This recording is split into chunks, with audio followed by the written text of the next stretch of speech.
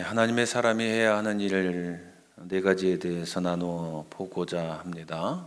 첫 번째로는 하나님의 방법을 찾으라는 것입니다. 이렇게 이야기하면 늘 이런 식으로 이해하거나 생각을 하죠. 딴 생각하지 마. 궁리하지 마. 궁구할 필요 없어. 그냥 생각 없이 기도만 하면 돼. 그러면 다 해결돼. 이렇게 이야기를 합니다. 물론 우리들이 살아갈 때 때로는 생각을 멈추고 기도해야 할 때가 있습니다.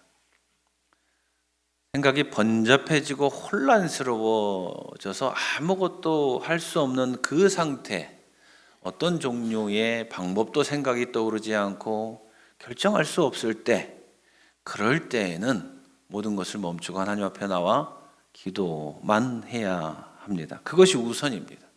그러나 방법을 찾지 말라는 것 아니고 생각하지 말라는 것 아닙니다. 하나님께서 주신 지식도 이용하고 하나님께서 허락하신 지혜도 사용하며 하나님께서 우리들에게 허락하신 그 인생의 경험들을 통해서 궁구해 볼 수 있는 사람이 되어야 합니다. 그러나 그 이후에 결정하기 이전에 하나님 앞에 나와서 하나님께 기도하라고 하는 것입니다. 우리는 그렇게 올 때 하나님 앞에 빈손으로 나타나지 않습니다. 하나님 앞에 나올 때 우리는 수많은 걱정과 염려를 가지고 나옵니다.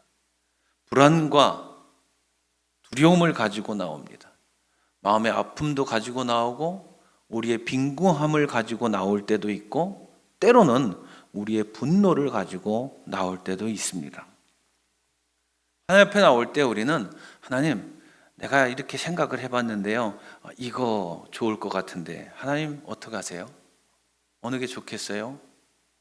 이런 방법으로, 이런 모습으로 나올 때도 있고, 하나님 제가 보건대 지금 제 상황이 이렇습니다. 즉 현실에 대한 판단을 가지고 하나님 앞에 나올 때도 있습니다. 때로는 우리들의 관계 속에서 맺어야 하는지 끊어야 하는지, 혹은 가까이 해야 되는지 멀리 해야 되는지에 대한 나름대로의 생각을 가지고 하나님 앞에 나올 때가 있다고 하는 것입니다. 그 모든 것들을 최종적으로 결론 내기 전에 하나님 앞에 내어놓고 하나님 어떻게 하는 것이 좋겠습니까? 라고 물어보는 것이 기도라고 하는 것이고, 그럴 때에 하나님께서 지혜 가운데 방법을 알려주신다고 하는 것입니다. 알아서 하시겠지. 저는 이 말을 참 많이 들으면서 자랐습니다. 그런데 이 말은 자포자기해서 될 대로 되라지, 하나님이 그냥 내가 그래도 하나님 믿으니까 하나님이 알아서 다 해주시겠지, 이런 마음으로 알아서 하시겠지라고 표현하는 것 아닙니다. 알아서 하시겠지라는 이 말에는 하나님을 믿는 그 마음의 견고함이 있는 것이고 하나님을 신뢰하는 삶의 태도가 있기 때문에 내가 지금 어떤 결론을 내리지 못한다 할지라도, 어떤 방법을 찾아내지 못한다 할지라도 분명히 하나님께서는 나를 사랑하시니 어떻게든 나를 선한 길로 인도하시고 가장 좋은 열매를 손에 쥐게끔 하시기 위해서 일하실 거야 라고 하는 믿음의 고백이 담긴 표현이라고 하는 것입니다. 하나님의 방법을 찾기 이전까지는 우리는 이 시종의 모습과 같습니다. 걱정하면서, 불안해하면서, 염려하면서, 두려워하면서 알립니다. 그리고 말하지요. 큰일입니다. 어떻게 하면 좋겠습니까? 정확하게 이 시종의 말과 우리의 말은 다르지 않습니다. 모든 무거운 것들, 염려되는 것들, 안타까운 것들, 두려운 것들, 그 모든 것들을 가지고 하나님 앞에 나와서 우리는 이렇게 이야기하는 것입니다. 하나님, 큰일 났습니다. 어떻게 해야죠? 그럴 때 하나님의 방법을 우리는 찾을 수 있다는 것입니다. 그렇게 두 번째, 하나님을 신뢰하는 믿음으로 담대해야 한다고 하는 것입니다. 화이트 팔렌 엘리사가 기도하니, 엘리사가 간구하니, 이 열왕기하에는 이 표현이 단 두 장면에서만 나타납니다. 평상시에 그가 기도하지 않았다는 것 아닙니다. 이런 엄정한 상황에서 무엇을 해야 하는지 그는 알았고, 그 모습을 통해서 우리의 삶 가운데서도 이 엄중한 상황이 우리들의 삶 가운데 생겨났을 때 우리가 최우선적으로 해야 되는 것이 무엇인지를 보여주고 있는 장면이라고 하는 것입니다. 엄청난 수의 군마들과 군사들이 엘리사를 둘러싸고 있습니다. 엘리사는 이때만 해도 젊은 사람이었습니다. 이 젊은 엘리사를 죽이기 위해서 엄청난 수의 군대가 모여드는 것입니다. 그 순간에 엘리사는 등 돌려서 도망가지 않고 그들을 바라보며 하나님께 기도하는 것입니다. 주님, 간구하오니 저 시종의 눈을 열어주셔서 볼 수 있게 해주십시오. 어찌 기도의 내용이 좀 이상하지 않습니까? 그 엄청난 수의 강한 군대를 바라보면서 하나님, 저 군대가 자멸하게 해주십시오. 하나님, 저 사람들이 돌아가게 해주십시오. 하나님, 이 문제를 해결해 주십시오. 하나님, 나 살려주십시오. 이런 기도를 하고 있는 것이 아니라 정말 이상하게도 하나님, 그의 입에서 나온 첫 번째 간구의 내용이 이 시종이 눈을 열어서 바라볼 수 있도록 해주십시오. 이렇게 기도합니다. 두려움이 생기면 고개를 돌리고 싶어 하는 것이 인지상정이죠. 답답하고 인정할 수 없는 상황이 생기면 고개를 떨구고 입을 닫으려 하는 것이 사람입니다. 혹은 두려움과 불안에 소리를 지르고 자신을 분노의 도가니로 밀어 넣는 것이 사람입니다. 그것이 일반적인 사람들입니다. 그러나 믿음의 사람이 해야 할 일은, 믿음의 사람이 취해야 하는 행동은 바라보아야 하는 것입니다. 그 문제, 그 상황, 그 사람들을 먼저 올바르게 바라보는 것이 우선이라고 하는 것입니다. 두려움은 그것에 빠져드는 순간 우리를 옥죄어서 아무것도 하지 못하게 합니다. 공포가 엄습하면 어느 누구든지 바른 판단을 하지 못하게 됩니다. 그러나 하나님께서 하실 일을 믿는다면, 내가 믿고 있는 그 하나님을 신뢰하고 있다면 하나님 똑바로 올바르게 바라볼 수 있도록 해주십시오. 그래야 자신이 해야 할 일이 무엇인지를 깨닫게 됩니다. 시종은 엄청난 수의 불말과 불수레라고 표현이 되어 있습니다. 어마어마한 숫자의 강인해 보이는 그 군대가 엘리사를 두루에워싸고 있는 모습을 보게 됩니다. 이거 구원군이 왔다는 것 아닙니다. 하늘에서 천상천군이 내려와 이런 거 아닙니다. 혹은 같은 이스라엘 편이 저 언덕 너머에서 두려워하는 그 순간에 우르르 올라와서 엘리사를 구하기 위해서 왔다는 것도 아닙니다. 상황은 아무것도 변하지 않았습니다. 두려움에 떨던 이 시종은 하나님께서 눈을 열어주셔서 그것이 무엇인지, 얼마나 강대한지, 얼마나 엄중한지, 얼마나 심각한지를 바로 볼 수 있게 되었다라고 하는 것입니다. 그런 상황에서 이 시종이 엘리사와 마찬가지로 동일한 것을 얻을 수 있었습니다. 무엇이냐? 담대함입니다. 아무것도 현실은 변하지 않았는데도 불구하고 그의 마음은 견고해졌습니다. 그러자 엘리사가 두 번째로 기도하죠. 주님, 이 백성을 쳐서 눈을 멀게 해주시기를 간구합니다. 이 백성, 엘리사를 포위하고 있는 군대를 얘기하고 있는 겁니다. 알아보지 못하고 칼끝이 무뎌지고 피아가 누구인지 구분하지 못하는 아둔함과 무지함이 하나님의 능력으로 그들에게 뒤덮여 버렸습니다. 그리도 강하고 불말과 불수레라고 표현할 정도로 대단해 보이는 그들의 눈이 가려져서 어리석고 무지함에 빠져버렸습니다. 그래서 엘리사는 그들을 쉽게 기만할 수 있었습니다.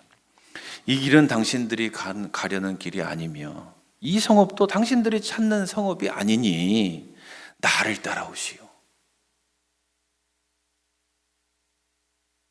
지금 자기를 죽이러 왔는데 너무나도 담대하고 그 담대함으로 말미암아 너무나도 평온하게 이 사람들에게 이야기하고 있는 것입니다. 나를 따라오시오. 내가 당신들이 찾는 그 사람에게로 데려다 주겠소. 눈이 멀었다고 했죠. 비유적인 표현입니다. 군대는, 이 엄청난 수의 군대는 찾고자 하는 그 사람이 이 사람인지 알지 못하게 되었습니다. 더 나아가서는 자신들이 믿는 신이 이 사람을 보내줘서 우리가 목적을 달성할 수 있겠다. 가자. 그리고 따라갑니다. 말이 안 되는 상황입니다. 그런데 말이 안 되는 상황을 만드시는 분이 바로 우리가 믿는 하나님이십니다. 인간의 경험과 지식과 안목을 무디게 하시고 이해할 수 없는 상황을 만드시는 분이 바로 우리가 믿는 하나님. 그렇게 우리는 자기 자신이 가지고 있는 지식에 과신해서도 안 되고 경험에 신뢰를 두어서도 안 되고 안목을 내세워서도 안 됩니다. 인간이 보기에는 자신들이 가지고 있는 지식과 경험과 지혜와 안목이 대단해 보여도 하나님의 어리석음이 오히려 인간이 지닌 그 모든 것들보다 더 뛰어나다라고 하는 것입니다. 그러니 우리가 세 번째로 가져야 하는 덕목은 작은 이익에 몰두하지 말라는 것입니다. 참 허망하게, 참 어리석게 진지 안으로 들어오는 그 아람 군대를 보면서 이스라엘 왕이 이렇게 말하죠. 이스라엘의 아버지께서는 말씀해 주십시오. 그들이 눈을 뜨고 보게 되면 쳐서 없애버려도 됩니까? 이거 지금 노다지가 들어온 겁니다. 저 군인들을 다 쳐서 죽여버리면 얻는 게 얼마나 됩니까? 대단한 병거들을 전리품으로 얻을 수 있습니다. 식량도 얻을 수 있습니다. 또 더 나아가서는 죽이지 않고 살아남은 자들을 포로로 삼아서 노예로 부릴 수도 있습니다. 이건 여러 가지 면으로 볼 때 정말 최적의 상황입니다. 그렇게 생각할 때 어느 누가 봐도 그게 당장 참 좋아 보이는 것이라 할지라도 하나님이 아니라고 하면 포기할 수 있어야 됩니다. 하나님의 사람은 안목이 있어야 합니다. 하나님을 신뢰하고 하나님의 일하심의 방법을 경험하고 그리고 하나님께서 무엇을 하실지에 대한 영적인 감각을 지닌 그 안목을 가지고 있어야 합니다. 이 안목이라고 하는 것은 단순히 지식이나 경험만이 아닙니다. 주변에 벌어지고 있는 그 모든 일들의 본질이 무엇이고 그로 인해서 어떤 결과가 생겨날지를 유추할 수 있는 힘을 안목이라고 하지 않습니까? 하나님의 사람은 이 세상을 살아나갈 때 수많은 일들을 겪어냅니다. 그리고 그 자잘한 일들 가운데 하나님께서 나를 어떻게 인도하셨고 어떻게 도우셨는지에 대해서 배우게 됩니다. 그 배움을 갈무리하여 쌓고 쌓다 보면 지혜가 생겨나고 지혜를 넘어선 통찰력이 안목으로 우리들의 삶에 들어와 자리 잡고 있게 되는 것이죠. 그래서 유사한 일들이 벌어지게 되면 아무렇지도 않게 담대하게 그 모든 일들을 바라보고 그 모든 일들을 해결하기 위해 뛰쳐나갈 수 있게 된다고 하는 것입니다. 만약에 당장 쳐서 죽이면 작은 이익을 얻을지는 모르나 그 이후에 그로 인해서 생겨나는 더 큰 군대의 침략을 이스라엘 사람들이 어떻게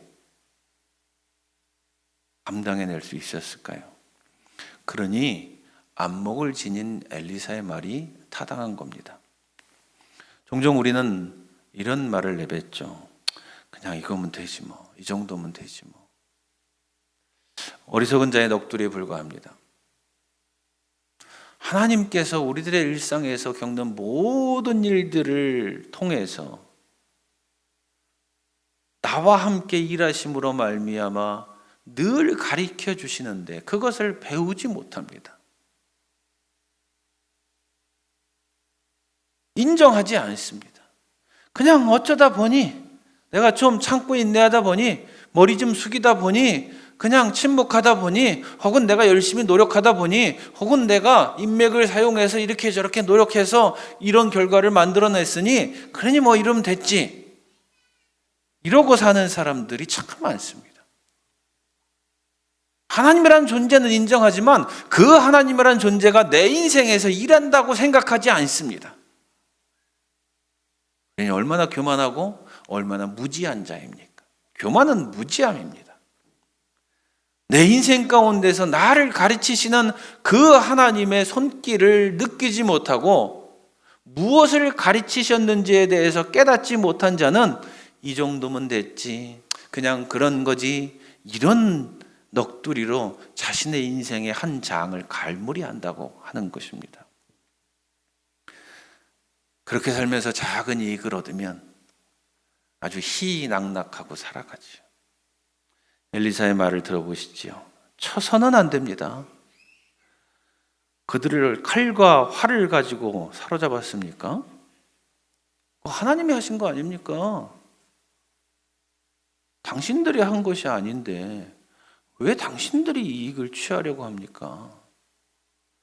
어찌 임금님께서 그들을 쳐 죽이시겠습니까? 차라리 밥과 물을 대접하셔서 그들이 먹고 마시게 한 다음에 그들의 상전에게로 돌려보내시는 편이 좋겠습니다. 이 말을 통해서 우리는 네 번째 덕목을 배우게 됩니다. 후대함으로 감복시키라는 것입니다. 그리하여 왕이 큰 잔치를 베풀어서 그들에게 먹고 마시게 한 다음에 그들을 보내니 그들이 자기들의 상전에게로 돌아갔다. 돌아간 그 이후로부터 시리아의 무리들이 다시는 이스라엘 땅을 침략하지 못하였다. 죽임 대신 살림을 선택하는 것이 교회의 선택이어야 합니다. 그리스도인의 선택은 누군가를 괴롭히고 누군가에게 자기의 주장대로 이끌어서 자신의 의견을 관철시키려 하는 것이 아니라 너그러움으로, 덕스러움으로 자신의 품격을 지키는 사람, 바로 그 사람이 그리스도인입니다. 내가 똑같이 갚아주마, 아니 10배, 100배로 갚아주마, 이건 세상의 윤리입니다. 복음이 가르치는 윤리가 아닙니다. 오히려 복음은 지금 당장 손해보는 것 같더라도 후대해 줌으로 말미암아 그 사람을 감복시켜서 그 사람이 그리스도를 바라볼 수 있는 길을 닦으라고 이야기하고 있습니다. 교회는 전쟁을 말하지 않습니다. 교회는 평화를 말합니다. 전쟁은 죽임이고 평화는 살림입니다. 그래서 교회는 절대로 전쟁을 긍정적으로 보지 않습니다. 전쟁이 얼마나 희화화되어 있습니까? 그러나 전쟁 동영상을 한동안 본 적이 있습니다. 어느 순간 제 마음이 섬뜩해졌습니다. 무엇이냐면 폭탄을 실어서 탱크에 쏟아봐서 탱크가 터져나가는 그 장면, 마치 게임의 한 장면 같은 그 장면. 와, 명중시켰네. 와, 파괴됐네. 그런 생각을 하는 것이 아닌데, 예수 믿는 사람이라면. 그 안에 생명이 죽고 있는데 무슨 거창한 명분을 걸고 전쟁을 일으킨 그 정치가들에 의해서 끌려나와 젊은 사람들이 죽임당하고 있는데, 서로 죽고 죽이는 지옥 같은 현실이 벌어지고 있는데 그것에 대해서는 생각하지 않고 총을 쏘고 폭탄을 던지고 도망가고, 이것을 마치 게임 보듯 하는 제 자신의 모습에 얼마나 놀랐는지 모릅니다. 성경은 평화를 선택하라고 가르치고 그리스도는 우리의 평화라고 이야기합니다. 전쟁을 선택하는 자는 한 발 앞으로 나아갈 것이나 평화를 선택하는 자는 한 발 뒤로 물러설 것입니다. 물러서는 것뿐만이 아니라 후대합니다. 평화는 인내하고 후대할 때 이루어지는 것이지, 우기고 주장하고 분노를 터뜨리고 승리를 쟁취하기 위해서 노력할 때 생기는 것 아닙니다. 우리는 하나님의 사람들입니다. 우리는 영의 사람들입니다. 세속의 사회에서 탕류가 되어서는 안 됩니다. 그저 여기 나왔을 때 일주일에 한 번, 1시간, 2시간 마치 영의 사람인 것처럼 행세하면 안 됩니다. 우리의 일상에서 영의 사람으로서 살아가야 합니다. 세상 사람들과 마찬가지로 탕류가 되는 것이 아니라 맑고 깨끗한 본류가 되어야 한다는 것입니다. 그것이 영의 사람이 해야 할 일입니다. 엘리사는 오늘 이 본문을 통해서 하나님의 사람이 어떤 덕목을 가지고 있고 무엇을 행하며 살아가야 하는지를 아주 잘 보여주고 있습니다. 엘리사가 보여준 그 모습 그대로 우리들의 일상에서 하나님 앞에서, 또한 믿음이 없는 사람들의 틈바구니 속에서도 믿음의 사람으로서 올곧게 일어서는 지체들 되시기를 우리 주 예수 그리스도의 이름으로 축원합니다.